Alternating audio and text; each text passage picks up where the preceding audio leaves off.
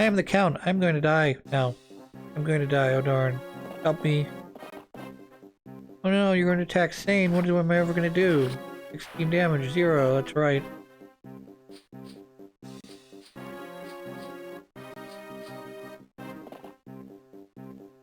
Hooray. Hooray.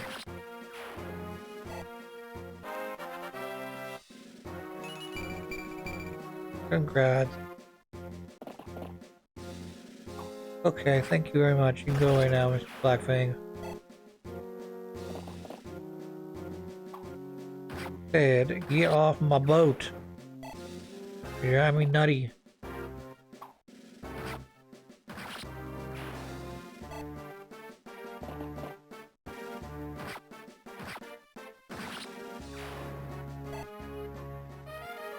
Slim Lance is dead. Great. I need you anyway, Slim Lance. Taking up room in my inventory along with everything else I have in there. I'm trying to keep it pared down as best I can, but it's like a toy full of closet full of toys. You don't want to put everything away because you know you're gonna play with it again later, but like toy fights back. So what we do is typically we put our one of our guys on the outside of his range, so he'll attack with the bow and arrow that he's equipped with. Though I also think he may also have a hand axe. I'm not 100% sure. Yeah, me, yeah, okay, great. How much you want? Oh, it's a lot of money. I got like 20,000 maybe. That seems pretty cheap. Good idea. I'm gonna leave this in my mercenary Mark's hand. That sound good? He looks directly into the camera at me.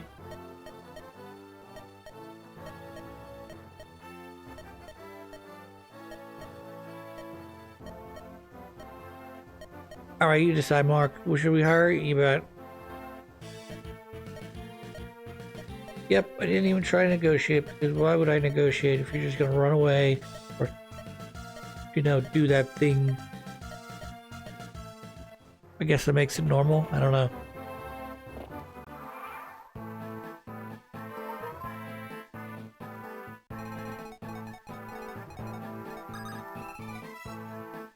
Hooray, we escaped with our life intact.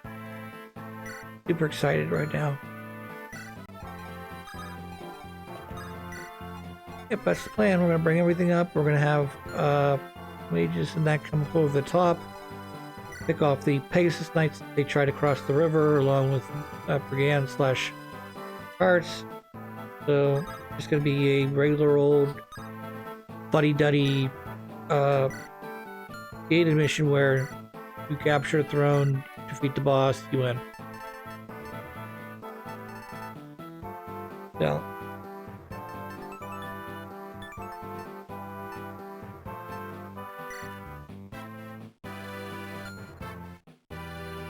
sorry, Heath, you're just not strong enough to wield the fucking blade. I know you came in with it, but you're not able to wield it.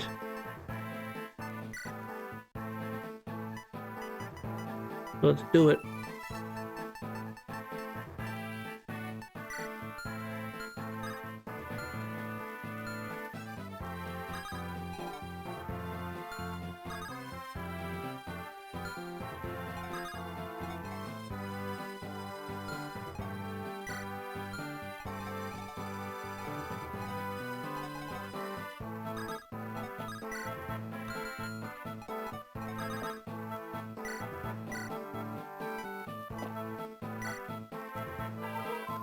Yay, heal.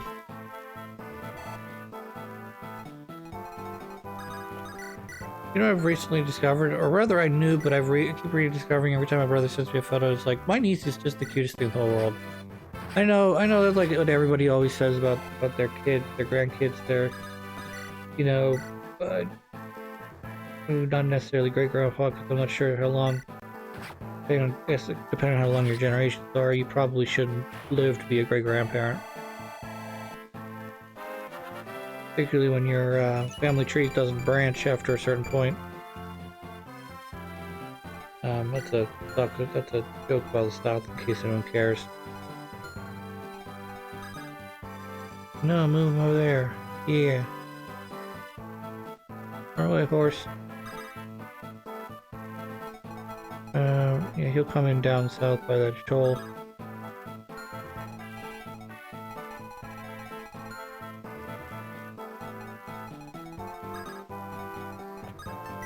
Yeah.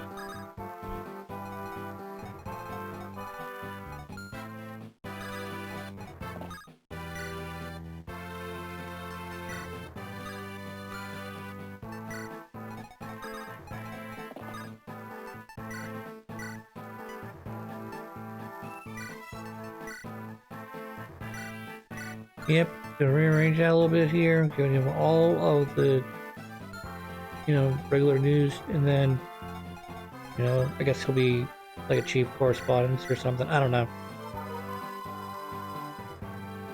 Anyways, my mind's kind of wandering right now.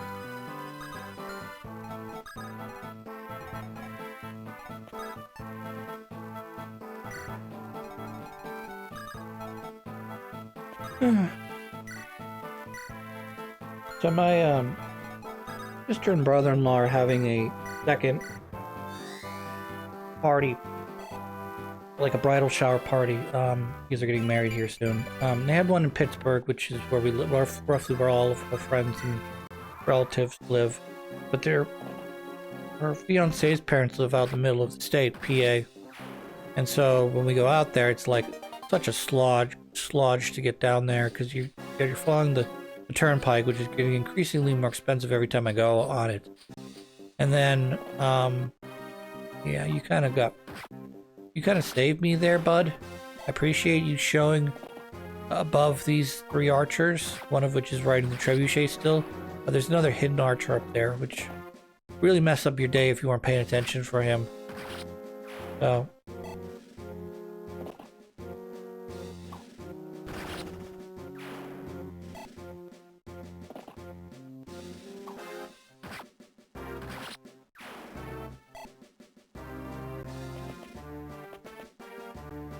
another exciting day in Fire Emblem land.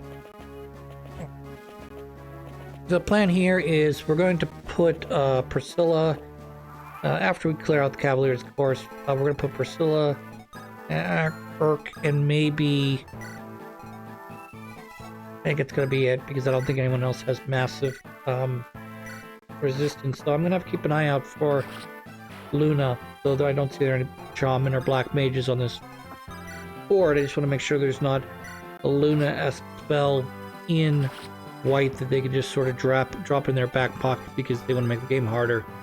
And introducing, say, other enemies isn't as good as, say, isn't good as other things, I guess.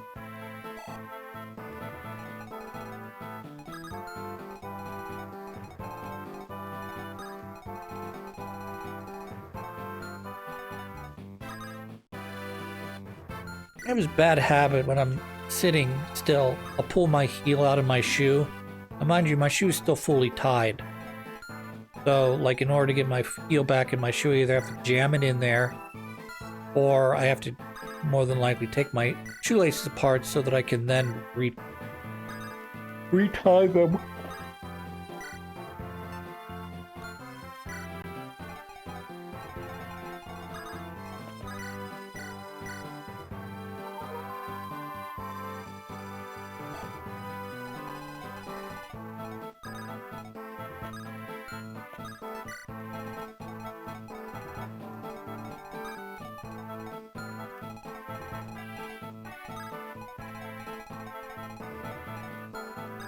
Here's a question. Say you have an enemy. We'll just talk about video games here. We're not going to talk about real life. Say you have an enemy in a video game who's really, really, really difficult to beat. Maybe even impossible to beat. Maybe it's scripted death sort of thing. You know what I mean?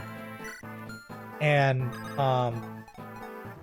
so you're not designed to win that fight because it's basically showing you where you're at right now. And the hope is that when you get better at the game,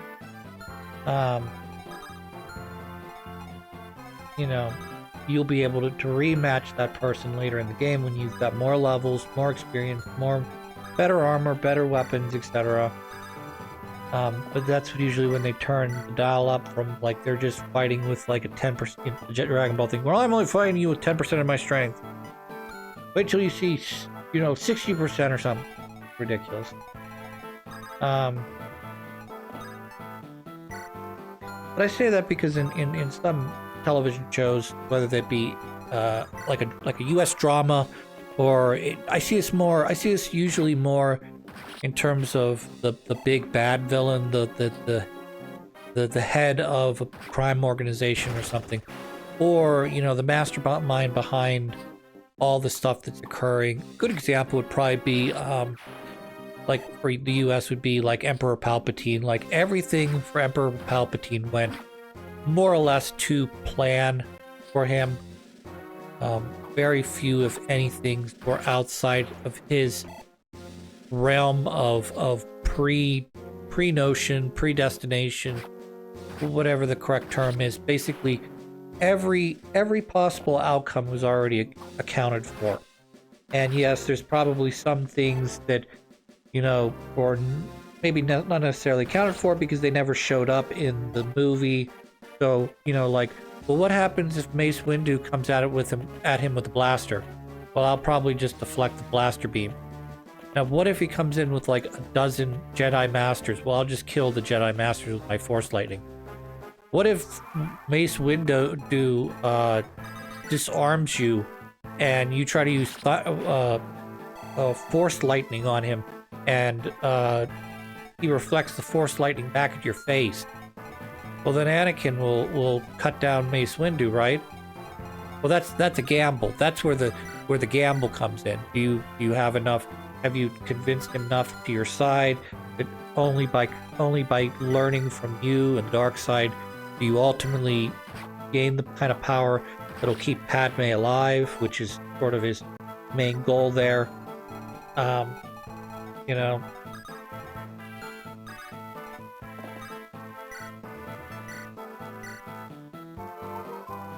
But I see it a lot in animes too, where you have a character like, obviously Death Note's a great example of that. Though I have not watched all of Death Note, I'm aware of Light and how like everything more or less played into his hands, and when they didn't, he just made it so. But there was a lot of finagling he did, particularly earlier on, that allowed him more or less establish what he was going to become. And then at the end, he did have his downfalls, so kind of shrug your shoulders there.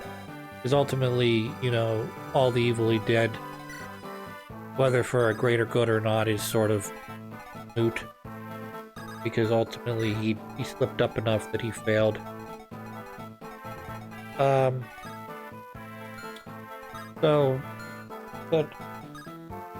on the one hand, that trope's annoying to me because, like, you can't possibly anticipate every last move on the board. Particularly when we're not talking about playing a game like a checkers or a chess or any other Go, strategy game where you're playing against another player and you're going back and forth between you and your opponent and you and your opponent, You have to imagine if 20 people are all playing the same game of chess, and not all of them are interested in the final outcome of them winning, as long as they defeat you or they get to a board position that they're comfortable. I know chess is probably a pointless argument on this because of how important it is for you to be you against your opponent. But like, imagine, a game of, I don't know if anyone knows Go, but Go is a game where you put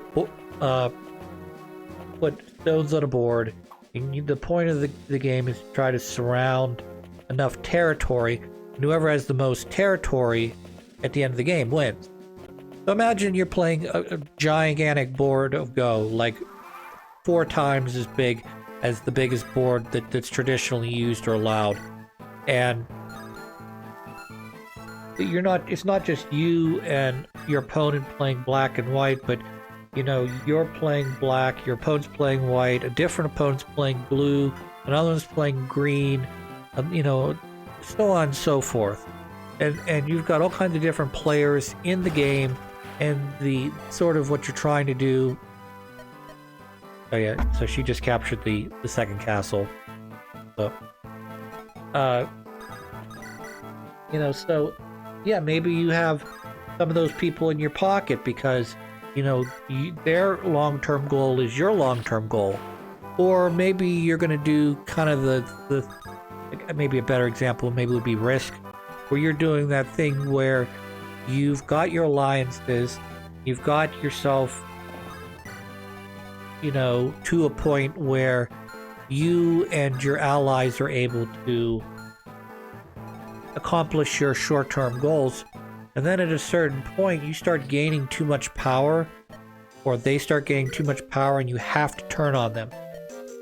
You know, at a certain point, you're going to have to break the alliance, because the point of Risk is not to dominate part of the world and just sort of sit there and be happy with it, because it's a board game. It's not real life where actual people are dying, and then you have to wait like 10, 15, 20 years for people to come of age again, for you to possibly think about relaunching another campaign because you've lost so many men, and it's going to not only affect your ability to recruit an army, be effective at doing what you want to do with that army, but also the economy when, you know, they're no longer there to come back from war and do the machinery or work the mill or whatever it is that keeps your economy humming. So those are pretty good statistics there, Heath. So, yeah, I mean, at the end of the day, like, the whole, like, oh, this all played according to my plan, that's fine and dandy, but when you, the closer you get to a singular person having mapped out the entire trajectory and not made a single tactical blunder, even a tiny tactical blunder, to the point that that creates a snowball effect where this tactical blunder allows this person to live, who allows possibly to recruit other people to the cause, or allow certain things to kind of get out of hand that are beyond your sight, beyond your control, and next thing you know, you're in the midst of maybe not rebellion, but something that sets you back from your ultimate goal by years or decades. You know, you see other things like where you have people that are not necessarily pawns in a grand scheme, but they play a larger important role because your goals and their goals align together, and ultimately, you know, maybe they're you know, they don't want to necessarily be the emperor in like Star Wars, but they're happy to have all of the power and control of, say, a supreme commander. Yeah, they still serve under an emperor or president or dictator or whatever you want to call it, but ultimately they're given enough, they have enough power and freedom to do with it as they please, you know. And you know, some people are very more motivated by money than anything, so it doesn't matter how good or evil you are, so long as you're ultimately paying them, you know, because money's power in a way. But if you're, I mean, in order for me to buy into this concept of the man who thinks so, or the woman who thinks so far ahead, it's got every little step planned out, you have to convince me that there are people that are buying into your dream. They want your dream. Their dream is part of your dream, in other words. So, excuse me. So, like, you know, everyone has different motivations, you know. I work at a company, you know, in a way, you know, I want my company to do well. So I have a bought-in interest to that company, but it also works the other way around, because if, you know, I feel like I'm not getting paid as well as I should be, then I also have the opportunity to cut ties with said company and try to find something better. Now, you know, we have a saying on our whiteboard. It's not super great if you're talking about the you know, you rah, you know, you got to keep good public image bullshit type thing. But it was, you know, the grass may be greener on the other side of the fence, but you still got to cut it. You know, you may have a better opportunity, a better thing, you know, on the horizon for you to do. But at the end of the day, you also have to remember that, you know, work is still work. You're not going to get paid twice or 3 times the amount as you are right now unless you're willing to put in the work to make that, you know, to make the company money. You know? And in a similar manner, you know, we all, at least in America, we live in different types of situations. So, you know, living in Pennsylvania, I have to make X amount of dollars to sustain myself. So that means that my house price has to be somewhere in that ballpark, or my food or resources have to be within that ballpark. Now, if I live in California, that standard of living is has to be a lot higher. So I might, you know, whereas I might be living a pretty good life here in Western Pennsylvania, if I move to Philadelphia, I might need to be making, you know, $5-10 more than I am right now per hour, just so I can keep up with my housing costs, my, you know, cost of getting to and from work. The whole complicated, you know, balancing the, you know, your own personal budget thing. So like when they talk about, well, you know, the average salary in America is $56,000. Okay, that's great, but you have to, like, in a way, you also have to be taking into account how much does 56,000 pay for? You know, if you're in I don't want to say poor state, but if you're in a state that doesn't require quite, or an area that doesn't require quite as much in terms of home prices, food prices, then you don't really need $50,000. I mean, $50,000 might be a lot of money, and then you might live in California, and $50,000 might be paycheck to paycheck. You know, just because housing prices are so much higher, and, you know, getting to and from places could be higher, cost of living, cost of groceries, you know, whatever. You get my drift. So I always try to balance that out when people talk about, well, the average blah blah blah is this. I mean, but what's the average? Okay, just tell me what the average for my state is, knowing full well that if I live on the east coast of the state, it's going to be more expensive than if I live in the southwest Pennsylvania area. But if I live in the middle of the state, you know, in the middle of the woods where no one lives, rural Pennsylvania, Pennsyltucky, if you will, you know, my cost of living is probably going to be way lower, but I'm also going to be making a lot less money too, you know?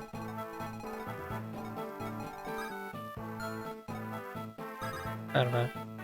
It's kind of weird because I say this because the old line, location, location, location. It's very much what it is.